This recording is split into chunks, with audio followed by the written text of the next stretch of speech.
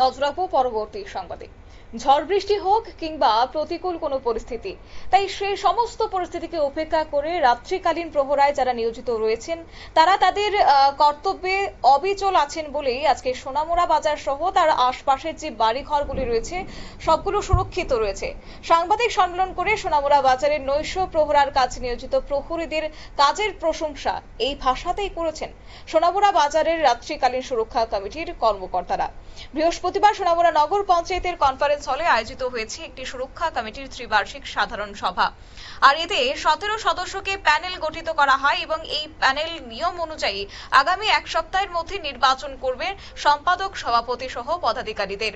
এই সাধারণ সভায় উপস্থিত ছিলেন সোনামুড়া নগর পঞ্চায়েতের chairman Sarada Chakraborty, vice chairperson Shahjahan Mia, Sonamura থানার ওসি জয়ন্ত কুমার দে, সোনামুড়া বাজার রাত্রিকালীন সুরক্ষা কমিটির বিদায়ী সম্পাদক প্রবীণ, ব্যবসায়ী ও সাংবাদিক স্বপন চক্রবর্তী। তিনি জানিয়েছেন আজকে সাংবাদিক সম্মেলনে সভায় সিদ্ধান্ত হয়েছে এই প্রহরার কাজে আরো 2 জন প্রহরী নিয়োগ করা হবে। গোটা বিষয় প্রসঙ্গে বিস্তারিত কি রয়েছে শুনুন। প্রত্যেকবার 3 বছর পর পর কমিটি চেঞ্জ হয়। এবার বর্তমান যে কমিটি আজকে আমাদের সোনামুড়া কনফারেন্স যেটা হলো, এটাতে আমরা বিভিন্ন সাফল্য অর্জন করেছি। সাফল্যের মধ্যে আছে চুরি যাওয়া জিনিস ফেরত দেওয়া এবং অরক্ষিত দোকানগুলি রাত্রিকালে যাতে কোনো চুরি না হয় সেজন্য অরক্ষিত দোকানগুলিকে মালিক বাড়ি থেকে এনে বাজারে তাদেরকে করা, দোকানকে রক্ষিত করা। তারপরে সাইকেল হারিয়ে যাওয়া, কোনো ট্রান্সপোর্টের মাল হয়তো দোকানের মালিকের সামনে রেখে গেছে, সেই মালগুলিকে যথাযথভাবে রাত্রে পাহারা দিয়ে দিনের বেলা এগুলিকে তাদের হেফাজতে, প্রকৃত মালিকের হেফাজতে দেওয়া। এবং আমাদের যে সবচেয়ে বড় ব্যাপার, ইদানিংকালে আপনারা জানেন নেশাগ্রস্ত যুবক এবং তাদের যে দুর্বৃত্তি করা অনেক বেড়ে গেছে।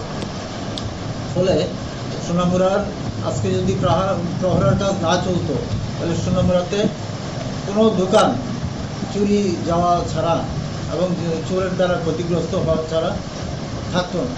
এই ধরনের একটা অবস্থাতে গ্রীষ্মকালীন প্রহরা যারা ব্যবসায়ীরা যখন রাত্রিবেলার নিজেদের বাড়িতে গভীর নিদ্রায় থাকে এবং তাদের যারা প্রহরা দেয় দোকান, তাদের মাধ্যমে তারা বিভিন্ন সুরক্ষার কাজ যে চালিয়ে আসছে, তাদের সাফল্য হলো শুধু চোর পাহারা দেওয়া না, এবং নেশা যারা কারবার করে বা নেশার ব্যবহারের মাধ্যমে যারা বাজারে দুর্বৃত্ত করে এবং এমনকি সোনামুড়া শহরে যারা দুর্বৃত্ত করে তাদেরকেও পাকড়াও করে পুলিশের হাতে তুলে দেওয়া হয়েছে এবং অনেক নজির আছে।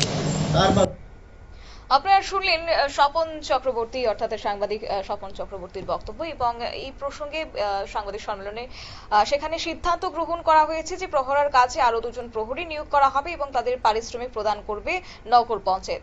বর্তমানে অবশ্য 8 জন প্রহরী এবং 1 জন অর্থ সংগ্রহকারী নিয়োজিত রয়েছেন। তাদের সকলের মাসিক পারিশ্রমিক 5,700 টাকা করে দেওয়া হচ্ছে। তার মধ্যে 3 জনের জন্য 5,000 টাকা প্রদান করে আসছে নগর পঞ্চায়েত। বাকি টাকা সংস্থান হয় ব্যবসায়ীদের প্রতিও চাঁদার উপর ভিত্তি করে।